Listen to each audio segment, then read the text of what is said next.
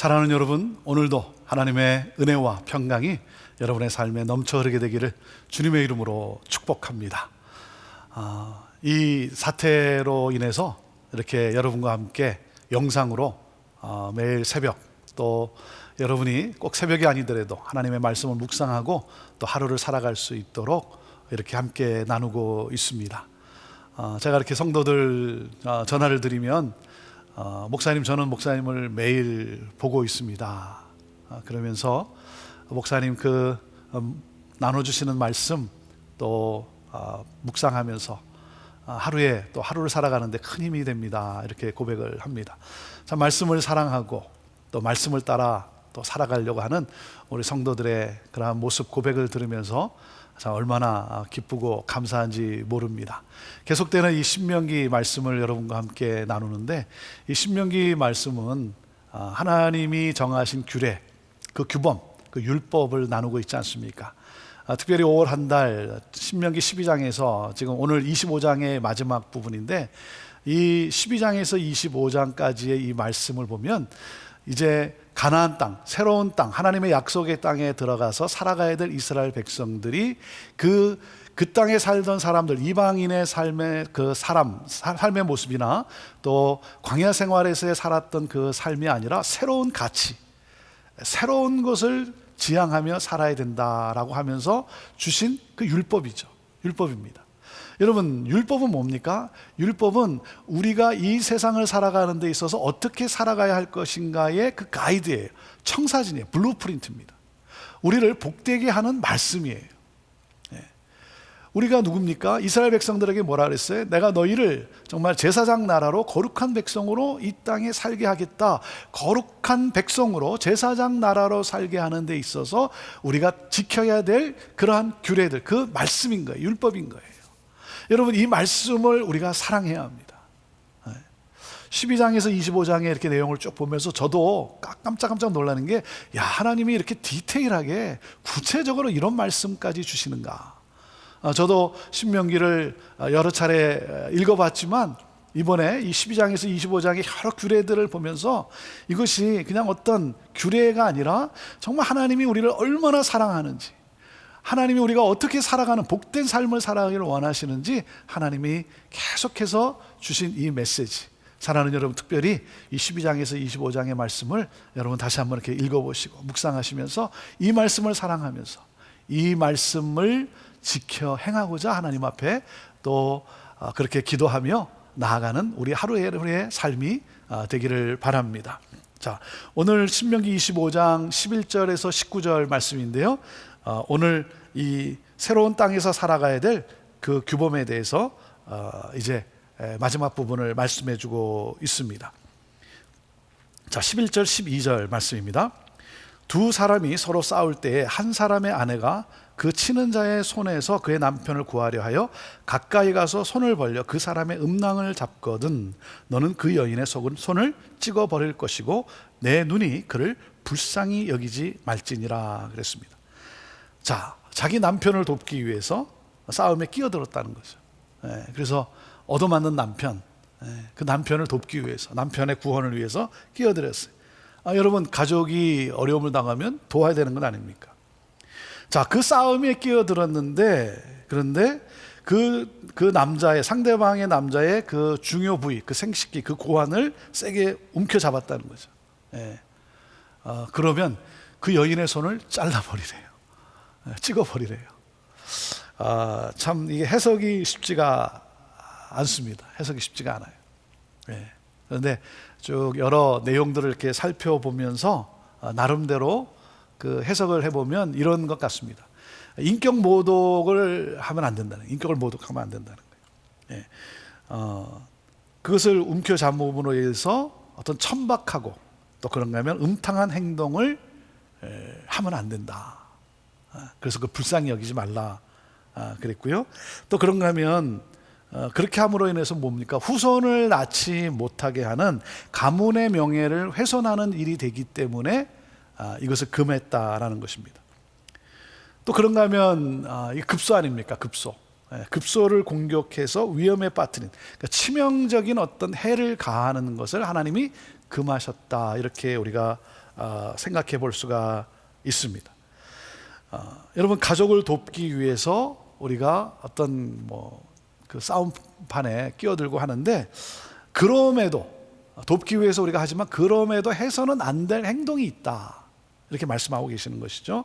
아무리 급하고 어려워도 이런 거죠. 자신의 가족의 이익을 위해서 타인에게 큰 손해를 끼쳐서는 결코 안 된다.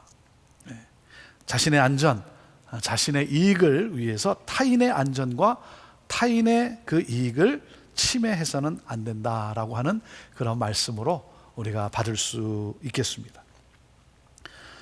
자, 계속되는 말씀을 보시죠. 13절에서 15절입니다. 너는 내 주머니에 두 종류의 저울추 곧 큰 것과 작은 것을 넣지 말 것이며, 내 집에 두 종류의 돼 곧 큰 것과 작은 것을 두지 말 것이요, 오직 온전하고 공정한 저울추를 두며 온전하고 공정한 대를 둘 것이라. 그리하면 내 하나님 여호와께서 내게 주시는 땅에서 내 날이 길리라. 자, 해서는 취해서는 안 되는 또 하나의 행동으로 뭡니까? 온전하고 공정한 저울추를 두어라. 온전하고 공정한 되를 두어라. 뭐죠? 정직하라는 것이죠. 정직해라. 공정한 상거래를 하나님이 말씀하고 있는 것입니다. 사람들의 눈을 속여서 부당한 이익을 취하지 말라는 것이죠. 여러분, 물건을 사고 팔 때 다른 다른 때를 사용함으로써 뭡니까? 자신의 이익을 배가시키는 그러한 악행을 저지르지 말라는 것이죠. 이것은 하나님이 주신 10계명 가운데 8번째 계명, 도적질하지 말라, 이 계명을 어기는 것이 된다라고 하는 것이죠. 자기의 이익, 자기 이익을 배가시키기 하기 위해서 뭡니까? 상대방에게 피해를 입히는 그러한 일이라고 하는 것이죠. 그래서 하나님은 그렇게 하지 말라 그랬습니다. 정직하게 행하라 그랬습니다. 그러면 내 하나님 여호와께서 내게 주시는 땅에서 내 날이 길리라. 하나님이 번영을 약속을 하셨어요. 개인의 그 장수와 국가의 번영을 하나님이 약속을 하셨습니다. 공정한 상거래를 하라는 것입니다. 이것이 바로 뭡니까? 신뢰가 깨지지 않는 그러한 사회를 이루어가는 일이 된다라고 하는 것입니다. 그래서 하나님은 폭리를 취하고 상대방에게 불이익을 또 행하는 것, 그것은 가증한 일이다라고 그렇게 말씀하십니다. 그래서 16절에 이렇게 말씀한 거예요. 이런 일들을 행하는 모든 자, 악을 행하는 모든 자는 내 하나님 여호와께 가증하니라 그랬습니다. 이건 가증한 일이라는 거예요. 거짓으로 폭리를 취하고 거짓으로 말미암아 상대방에게 불이익을 주는 것, 이것은 가증한 일이다. 악을 행하는 것이다. 이건 부정직한 것. 여러분, 하나님이 가증하다라고 할 때는 하나님이 주로 어디에다가 이렇게 그 말씀을 사용했습니까? 우상 숭배와 연결시켜서 말씀하지 않았습니까? 부정직하게 하는 것은 바로 우상 숭배와 똑같은 일이라는 거예요. 동일시 여겼습니다. 이웃을 사랑하라는 것이죠.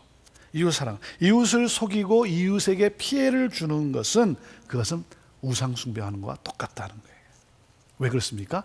말씀과 정반대되는 삶을 살기 때문에, 하나님과 반대되는 삶을 살기 때문에, 마치 하나님 없이 사는 거와 똑같은 거예요. 하나님 없이도 나는 살 수 있다는 거죠. 그래서 이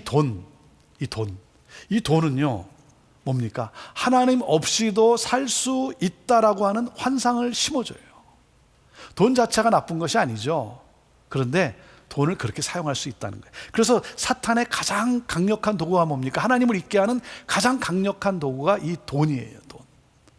그래서 돈은 하나님 없이도 나는 살 수 있다, 그런 환상을 심어줍니다. 그래서 하나님은 이 탐욕에 대해서 하나님이 말씀을 하고 계시는 거예요. 이 탐심, 그것은 결국 뭡니까? 나 없이도 너가 살 수 있다라고 생각하는 것, 그래서 나와 상관없이 사는 것, 이것은 가증한 일이다. 하나님이 그렇게 우리에게 말씀하고 계신 것입니다. 자, 그리고 또 한 가지, 자, 17절에서 19절까지 또 하나의 내용을 설명해 주고 있습니다. 너희는 애굽에서 나오는 길에 아말렉이 내게 행한 일을 기억하라. 곧 그들이 너를 길에서 만나 내가 피곤할 때에 내 뒤에 떨어진 약한 자들을 쳤고 하나님을 두려워하지 아니하였느니라. 그러므로 내 하나님 여호와께서 내게 기업으로 주어 차지하게 하시는 땅에서 내 하나님 여호와께서 사방에 있는 모든 적군으로부터 내게 안식을 주실 때에 너는 천하에서 아말렉에 대한 기억을 지워버리라. 너는 잊지 말지니라. 이 아말렉 족속을 너희들이 가나안 땅에 가서 이제 정착하고 나면 그 아말렉 족속은 완전히 진멸하라 그래요. 역사에서 사라지게 하라는 거예요. 네. 하나님은 긍휼히 여기시는 하나님 아니십니까? 그런데 하나님이 정말 어떻게 보면 잔인할 정도로 말씀을 하고 계세요. 그 뭡니까? 악을 제해야 된다는 거예요. 하나님의 구원에 대적하는 이 사탄의 세력 같은 철저하게 끊어 버리라고 말씀을 하고 있습니다. 근데 왜 아말렉에 대해서 그렇게 말씀하시고 계십니까? 아말렉은요, 이스라엘이 출애굽할 때 아주 비겁한 전술을 썼어요. 어떤 전술을 썼냐면 그 뒤에서 이렇게 그 출애굽하는 과정 속에서, 따라가는 과정 속에서 이 약한 사람들 있지 않습니까? 노약자들, 또 그런가 하면 뭐 병에 걸렸다든지 어린 자녀들, 이게 따라가기가 쉽지 않지 않습니까? 그래서 뒤에 이렇게 처지는 경우가 있어요. 이 뒤에 처지는 그들을 노려가지고 그들을 해하는 거예요. 아주 비겁한 전술이죠. 이 전쟁에 있어서도 이렇게 정정당당하게 싸우는 게 아니라 아주 비겁하게 뒤에서 낙오된 자들을 치는, 그 어려운 자들, 힘이 없는 자들을 그렇게 치는 이 아말렉. 무슨 말입니까? 약한 자들에게 긍휼을 베풀지 않았다는 거예요. 그래서 이 아말렉의 흔적을 지워버리라는 거예요. 왜 그렇습니까? 그들은 하나님을 두려워하지 않았다는 거예요. 하나님을 두려워하지 않아서 악을 행했다는 것입니다. 약한 자들을 배려하시는 하나님, 그들을 배려하지 않는 악을 행했다. 그것은 하나님을 대적하는 일이다라고 하는 것입니다. 여러분, 하나님의 은혜를 입었으면 그럼 뭡니까? 하나님을 사랑하겠죠? 하나님을 사랑한다는 것은 하나님을 두려워한다는 것이죠. 그 하나님을 경외한다는 것이죠. 하나님을 경외하면 이웃을 사랑하게 되어 있어요. 여러분, 하나님을 경외해서 이웃을 사랑한다는 것은 뭡니까? 정직하게 행한다는 거예요. 내 마음대로 살아간다는 것이 아니지 않습니까? 그래서 거짓말을 하는 것을 하나님이 원치 않는다는 것입니다. 우리가 뭐 때로는 이렇게 적당한 거짓말이라고 말하지만 결국 이것도 망하는 길이라는 것입니다. 정직하게 살라고 말씀하고 계세요. 하나님은 이렇게 말씀하시죠. 사람을 속일 수 있지만 하나님은 속일 수 없다. 사람은 속일 수 있지만. 그래서 코람되어 하나님 앞에서 살아가기를 우리 하나님은 원하고 계십니다. 여러분, 우리가 거짓을 행했다는 것은 무엇입니까? 우리가 속였다는 것은 뭐예요? 내 이익을 위해서 속였다는 것이죠. 내 이익을 위해서. 그것은 뭡니까? 결국 돈을 위해서, 명예를 위해서 그렇게 했다는 거죠. 하나님을 위해서가 아니라. 그것은 결국 하나님을 잊은 것이고 하나님보다 돈을 더 사랑한다는 것이죠. 그게 우상숭배라는 것입니다. 결국 하나님의 말씀을 어긴 것은 하나님을 무시한 것이죠. 하나님이 없는 것처럼 살아가는 삶. 사랑하는 여러분, 오늘도 우리가 질문해야 됩니다. 나는 사람을 두려워하는가? 하나님을 두려워하는가? 나는 하나님을 사랑하나 돈을 사랑하는가? 우리 자신에게 물어야 되는 것입니다. 우리 하나님은 오늘 이 말씀을 통해서 이렇게 말씀을 하십니다. 그러니까 치명적인 해를 끼치지 말라는 거예요. 정직하게, 비열하게 살지 말라는 거예요. 정직하게 살아가라는 거죠. 그래서 우리가 해서는 안 될 행동, 해서는 안 될 행동은 하지 말라는 거예요. 그것은 결국 하나님이 뭐라고 말씀하고 있는 것입니까? 약자에 대한 배려, 그리고 정직함을 오늘 말씀하고 있습니다. 하나님을 두려워하고 하나님을 경외함으로 말미암아 하나님의 뜻을 행하는 삶. 참 우리 인간이 우리의 능력으로, 내 의지로 살아갈 수가 없죠. 그래서 오늘도 하나님의 긍휼과 하나님의 자비를 구하고 그리고 하나님의 도우심을 간구하는 것입니다. 여러분, 기도는 참 하나님의 놀라운 그 은혜와 또 하나님의 역사를 가져오는 힘이 있습니다. 하나님이 우리를 도우실 거예요. 그래서 오늘도 이 말씀을 붙잡고 하나님 앞에 나의 연약함을 아뢰면서 하나님의 도우심을 간구하십시오. 하나님이 도우십니다. 그래서 우리가 정말 그 주님의 뜻, 말씀대로 우리가 또 살아갈 수 있는 그 승리하는 삶, 그 기쁨의 삶, 하나님 나라의 삶을 오늘도 우리를 통해 살아가게 하실 것입니다. 사랑하는 여러분, 하나님 나라의 삶을 살아가는 것은 바로 정직을 행하는 것이고 평화를 추구하는 삶인 것입니다. 오늘도 우리가 하나님 나라 완성을 향해서 우리가 살아가는데, 오늘도 하나님의 이 도우심 가운데 정말 하나님 나라를 완성해가는, 하나님 나라를 이 땅에 실현해가는 그러한 하나님 나라의 삶, 복된 삶을 우리 모두가 살아갈 수 있게 되기를 바랍니다. 주여 도와주옵소서. 우리를 인도하여 주옵소서. 하나님, 하나님의 말씀을 사랑하고 이 계명을 사랑하며 이 계명을 지키고자 하나님께 도움을 구하며 실행하며 나가는 그러한 우리들 되게 하여 주옵소서. 하나님이 우리를 통해 그러한 하나님 나라가 이루어지는 삶을 살아가게 할 줄로 믿습니다. 여러분의 가정에, 또 여러분의 이웃에, 여러분이 함께하는 그러한 모든 커뮤니티에 저와 여러분으로 말미암아 하나님의 나라가, 하나님이 보여주는 그러한 삶을 우리 모두가 한 걸음 한 걸음 살아가며 나아갈 수 있게 되기를 축복합니다. 기도하겠습니다. 하나님, 거룩한 주의 백성들, 거룩함으로, 제사장으로 하나님을 이 세상에 연결하는 삶을, 이 축복을 살게 하시는 하나님, 오늘도 정직하게 살아가는 우리를 되게 하여 주옵소서. 약자에 대한 배려와 관심이 끊이지 않게 하여 주옵소서. 하나님, 오늘도 우리가 살아가면서 내 이익을 위해서 해서는 안 될 행동, 하나님, 해서는 안 된 행동을 하지 않도록 주여 우리를 도와주옵소서. 보호하여 주옵소서. 지킬 것을 지키게 하여 주옵소서. 하나님, 우리는 힘이 없습니다. 우리는 능력이 없습니다. 성령이여 함께하여 주셔서, 동행하여 주셔서 우리가 순간순간마다 내 이익이 아니라 하나님 나라의 가치를 따라 결정하며 살아가는, 그러므로 말미암아 하나님이 도우시는, 하나님이 베풀어 주시는 복된 삶을 살아가는 우리들 되게 하여 주옵소서. 그렇게 도우시고 그렇게 인도하시는 하나님 감사합니다. 찬양합니다. 영광 받으시옵소서. 예수님의 이름으로 기도합니다. 아멘.